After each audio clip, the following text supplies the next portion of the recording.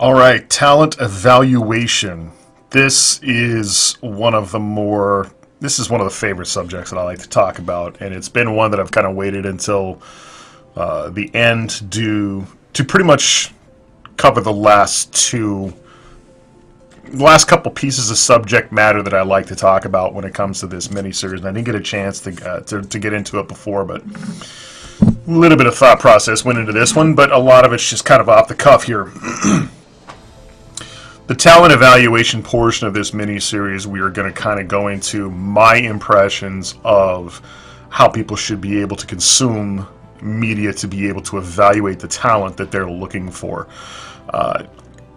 For those of us that remember when we had and for those of you that aren't watching, that don't necessarily know Redskins history, and that's okay if you don't. The Washington Redskins, for a period of 2 years, actually had a general manager who could evaluate talent. And one of the most impressive things that I heard him say was that the tape is the DNA.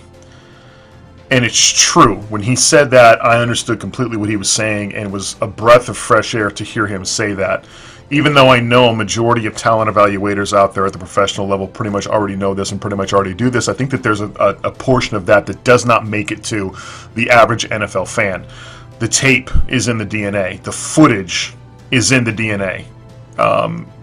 Everything that is the DNA is the footage. And by that, what that means is the very foundation by how you are going to evaluate your talent is going to be from game film. There's no other way to evaluate talent in its purest form. You can take, and there's a lot of different factors that go into evaluating talent, but when it comes to the eye test, when it comes to seeing what it is that a person can do, is going to be more than likely be able to do for your team, there is no greater evaluation process than actually watching film. And that is where you're able to kind of dissect. And honestly, by dissect, I mean you're watching every play. You're watching every play. If you're watching for a particular player, if you're watching for a particular position, you can take a look at that position, you can take a look at that player, and you can evaluate every single aspect of that player as he's playing. And you can take a look at tendencies. You can break it down. You can take a look at tendencies. You can take a look at nuances. You can take a look at weaknesses. You can take a look at strengths. And these are things that I use when I take a look at talent evaluation. I delve deeply into Excel spreadsheet. And in Excel spreadsheet, I've got a list of different categories that I want to know about a particular position. So say, for instance, if I'm looking at quarterback, I want to be able to take a look at certain things and know for sure that I can hit certain markers with a particular quarterback, because I know not every quarterback is going to hit a lot of them. And I think I've got down to about 20 to 30 different markers that I will evaluate. Each and every single marker, I'm more than likely to give it a point system. And then I've got a section with notes where it's more like the comment section of a cell. For those of you who know that how Excel spreadsheet works, I've got notes that are just huge, just filled with thoughts on what it is that I see. But those markers, I'll take a look at anything from body positioning to if I can remember exactly how it is that I have these markers set up on my quarterback analysis, field of vision, taking a look at check down ability, being able to stand in the pocket with poise, posture and throwing the football. How is he able to throw the ball? Is he a bullet passer? Is he an up and over type of passer? Or is he both? Is he somebody who's able to hit that outside hash, or is he somebody that really likes to throw in the middle? Does he wave a safety off? What is his accuracy? How does he operate in third down? How does he operate on third down in the third and fourth quarter? I got all kinds of different things. How does he evaluate? How does he handle pressure? Is he able to pick up the blitz? Is he able to shift defenses in accordance to defensive schemes? Is he able to? It's all kinds of little things that you try to try to evaluate and try to give a number system to. And there's another thing that you'll notice also. You'll also notice formations. And sometimes formations can play a big role into what type of prospect you want to actually have. Case in point, I never really ranked Mitchell Trubisky very high. He was in the 2017 draft. And part of the reason why I did not necessarily draft him very high was because he ran a pistol-style offense and it had a lot of read option. And some of the teams I think that were evaluating him and some of the people that were talking about him as though he was a pro-style passer, and he wasn't a pro-style passer in college. To me, he ran the pistol formation a lot. He ran a lot of read option. There was a lot of plays where he was designated to run, and that offense was tailor-made under that pretense. That's not a pro-style passer. And I remember when I saw the type of passer that he was, and first of all, Mitchell Trubisky has a lot of talent, but very rarely a quarterback that comes out of college that is not under a pro-style system and expects to be a pro-style quarterback in the pros, I don't give very high marks to, because that's a virtually impossible task to undertake as a young man breaking into the NFL. That's the worst time to learn a pro-style offense, is at a professional level playing against defensively professional football players. It's very, very hard. So evaluating talent, there's a lot of these things that you need to be able to take in consideration when you're looking at this stuff. Also, one of the other things that is important to take a look at when you're evaluating talent is the talent around them. So if you're taking a look at a running back, for instance, Wisconsin is a prime example. I watched a lot of film last year and this year on Wisconsin, and I've known some of the great backs that they've had, but for some reason those backs haven't really been able to transition very well into the NFL. Even though when they run for Wisconsin, they're phenomenal. Wisconsin's always got a phenomenal running game. And part of the reason why it's hard to evaluate that talent, and you think you can even throw Alabama in that scenario, is that the talent around them at their offensive line is always very, very good. And you're not going to see an offensive line at the pro level act and react the way that a Wisconsin offensive line or an Alabama offensive line does to collegiate talent. There's a huge difference. When you've got Wisconsin going up against a team who may not necessarily be all that stout against the run, and all of a sudden they're running all over the place, and you're taking a look at this back, and you're taking a look at highlight reels, and you're taking a look at game footage, and you're thinking, this back is going to be an awesome back for my team. Look at how well he's running, he's averaging. And that's another thing about stats too. Taking a look at stats, this guy averaged 6 yards a carry in 3 games, and was able to rack up over 200 yards rushing. If you take a look at the teams they're playing, and if you watch the game footage and you watch how well that offensive line and the talent of that offensive line around those running backs, you realize this is a big part of the reason. If he's got gaping holes to run through, if he's got cutback lanes the size of my car, you're not going to see that kind of stuff at a professional level. And if you do, it's not going to last very long. You may get a couple of plays where something like that might happen, but it doesn't happen consistently at the pro level. And when these guys don't get that, they don't do as well. So it is important when you're doing a talent evaluation that you are taking a look at the talent you're evaluating, but you're also taking a look at the talent around them. Sometimes a really good defensive player on the defensive line is playing really, really well because he has somebody of equal talent, if not better, that's playing next to him. So it's very, very difficult to double team your extremely athletic ass when somebody is right next to you that is equally athletic, and they can only single block both of you because they can't double team one of you, and that allows you to shine. And then when you get to the next level and you get somebody who is at a pro level guard or a pro level tackle, and they either double team or you single block you, it's harder to do so because that talent level is so much higher. So it's really, really difficult to be able to do talent evaluation when the people that you're evaluating have a lot of talent around them. So that's one thing to take into consideration when you're evaluating your talent. That needs to be an asterisk in your notes that so-and-so for such and such a team that I'm evaluating is a very good player, but he also happens to play against an equally good player next to them that kind of allows that person to shine. So that kind of needs to be in the negative aspect. And I got notes where I've got positive attributes and negative attributes for virtually every player. And that always goes in the negative attributes of the individuals that have a lot of talent around them. So basically, if you're a defensive end for the Alabama Crimson Tide, I'm going to put in there in the negative comments, hey, he's got a great D tackle and he's got a great defensive end on the other side too. And it's hard for offenses to cover all those guys. One of those guys is going to shine, and this is probably a big part of the reason why this guy's shining. Something to take into consideration. You may not necessarily get that kind of production at the next level. One of the other things that I think needs to be mentioned, and this is one of the biggest pet peeves, my biggest pet peeve, And this is not going to go over well for a lot of you individuals that watch collegiate talent and rate a lot of your draft profiles and your draft boards based on how you consume your media in order to evaluate the talent that you have. I'm immediately out. I'm immediately out when an individual tells me or says on their video that they really, really like a player, that they really, really enjoy a player's talent, and they really, really think that we need to draft that player, or their team needs to draft that player, or they need to move forward because they think it's going to be a great addition to their team, and then talk about how much they have watched their highlight footage.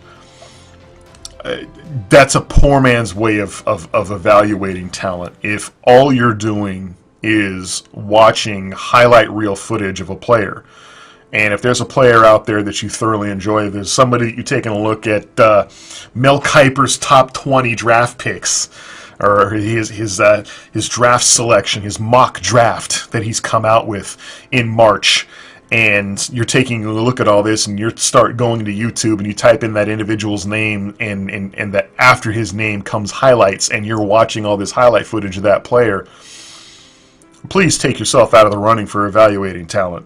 That's the most pathetic way of evaluating talent, because highlight reel talent kind of showcases everything that is positive about a particular player, everything that is right about a particular player, but that's just a very, very, very small spectrum.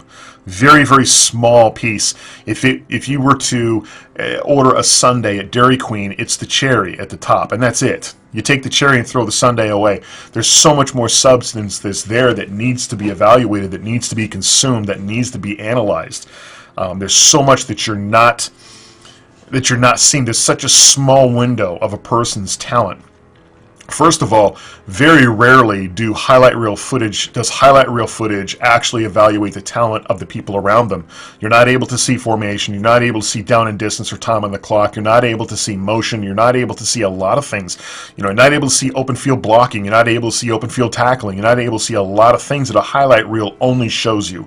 If you're actually able to watch full game footage of an individual and see the process from the first quarter all the way to the third quarter of a particular player, and that experience giving you way more of a taste of what that individual has to offer. If you're consuming highlight reel footage only, then frankly, I honestly think if you break it down, you're probably getting about an eighth of what it is that person has to offer your football team. I mean, it's about an eighth. So you're missing about 7/8 worth of really good quality information, and there's so much more that you're missing. Besides that, there's so much that you cannot necessarily understand about a particular play, whether it's a particular block that somebody busted open to make a running back's run look way more enticing than just the highlight reel footage. I don't know how many times I've seen that, particularly in running backs. A lot of times it's just the way an offensive line is able to block, and highlight reel footage doesn't necessarily showcase that. And you got to be able to see that. You got to be able to know that. In my opinion, it's virtually impossible to do it when you're consuming highlight reel footage.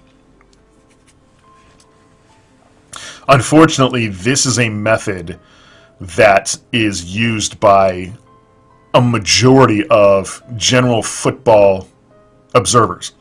People who put out a lot of mock drafts, people who want to consume as many names as possible will type in highlight reel footage, and then that's how they consume their talent. And that's how they evaluate who it is that they want on their team, and then they get super pissed off when their team doesn't draft the talent that they want them to. And it may not necessarily occur to them that maybe the people who do this for a living know a hell of a lot more about what they're doing in regards to watching footage than just some armchair quarterback who's sitting at home watching all the highlight reel footage that he possibly can. Those guys drive me absolutely crazy. And I hear a couple of these individuals do that. I like this particular running back for Penn State. I think he's an awesome running back. I've seen his highlight reel footage, and I think he's going to be a great addition. You lost me at highlight reel footage. You lost me. I'm out. I'm out on your evaluation after that. Everything you have to say after that does not matter to me. I don't care. You're an armchair quarterback individual that really is taking the easy and simple way out of an extremely complex process.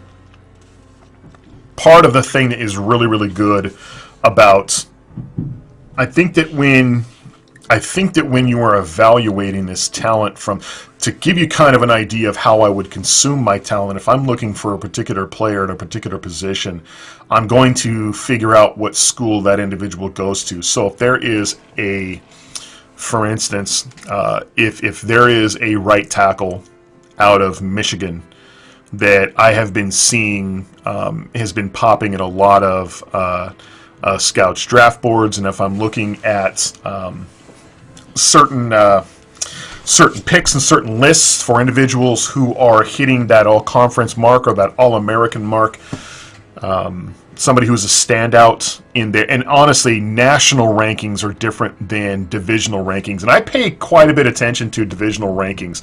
If there's a particular division out there like the Big 12, they will evaluate the talent in the Big 12, and they'll say these players are really, really good out of the Big 12. I'll take a look at that division, and I'll say, okay, here's a list of individuals that they're highlighting for the Big 12, and I'm looking for a right tackle. I'm looking for a right tackle. I'm going to go evaluate this individual who's on this list as a right tackle. So I'll type in Michigan's games.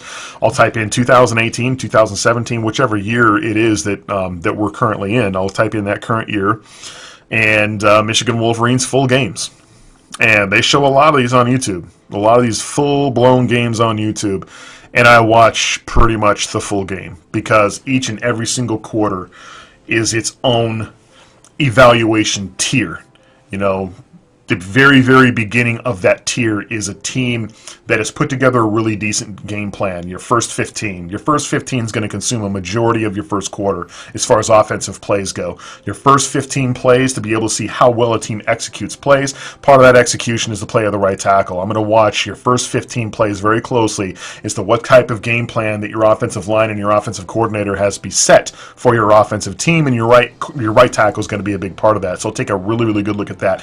Second quarter going into the half is going to be a little bit more pressure filled because you're playing pretty much to get either to take up a lead, to consume a lead, or to try to go after the lead, or at least try to bring up the margin of points if you were falling behind or if you just want to stay ahead. That's going to change the way you do things as well. So that's going to change a little bit of your scheme. You're going to be running the ball more because you want to maintain the lead. You're going to be passing more, which is going to require more passing protection. I'll pay attention to those things. And then in the third and fourth quarter, I'm just taking a look at down and distance, and I'm taking a look at cardio.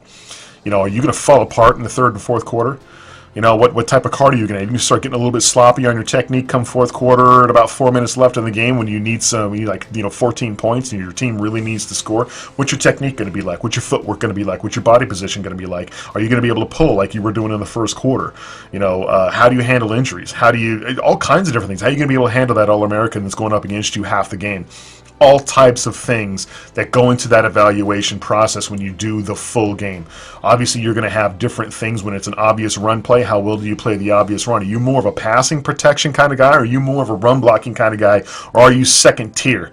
You know, are you a guy that likes to get in that backfield and block because you're smaller framed and much more agile? There's so many, and this is just, honestly, guys, this is just the tip of the iceberg that's coming to my head right now. Now, you tell me how you're going to be able to consume that type of talent, consume that type of footage. How are you going to be able to rate that type of collegiate athlete when you're watching highlight footage? You can't.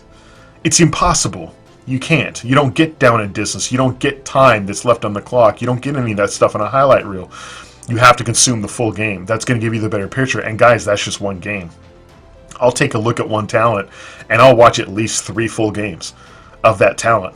And there's so many different aspects that go into consuming talent that way, and it's very, very time-consuming, man. You got to love what you're doing. And to be absolutely honest with you, I kind of hate it.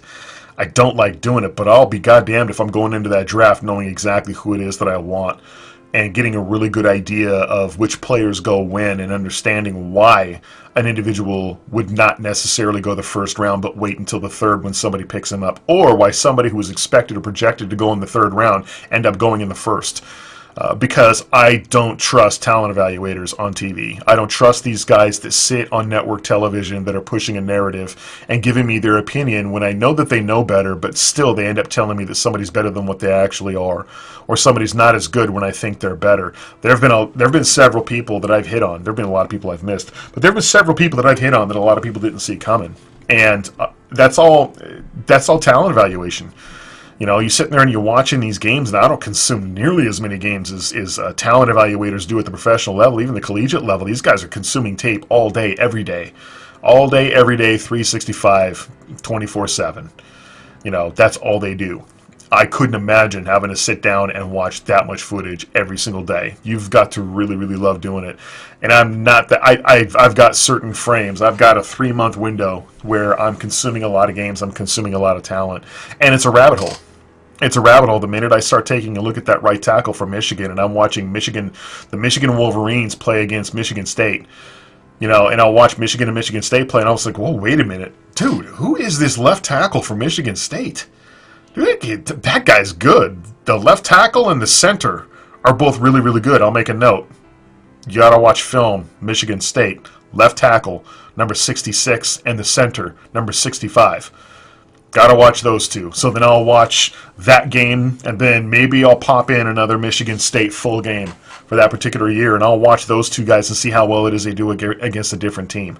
Or I'll see them play against a team who's really, really good at on defense, ranked really, really high on defense against the run and the pass, and see how well those two individuals that I just happened to notice in a Michigan State game, and see how well they do. It turns into a rabbit hole, and that's great. That's really, really good. And that'll go into another section of this mini series that I got going. I'll go into a little bit more in depth in that. But talent evaluation, the tape, is the DNA. Consuming full games, paying attention and being cognizant of what a team does in the first quarter, second quarter, third quarter, fourth quarter. Those tiers each mean something. Down and distance, third down and 5. What is the team? What is this player? What is this team going to do? How is this player going to react to third and short, to third and long in the late petitions of the game? Is he penalty ridden? Does he like to jump off sides a lot? Is these mental errors that he's playing? Are these technique errors that he's doing? Is he a playmaker? Is he just an average stout dude, or does he suck? Does he just flat out like he's not nearly as good as these guys say he is? A lot of different things going on there, guys. So that is going to do it for me as far as the talent evaluation section of this documentary, and we're going to be going into a couple other ones here in a little bit. I'll be doing at least one, maybe two more of these videos to finish up my mini-series of what is in a pick. And hopefully, if you guys have any suggestions or any comments, leave it down in the comments section below. That's going to do it for me, guys. We'll catch you all next time.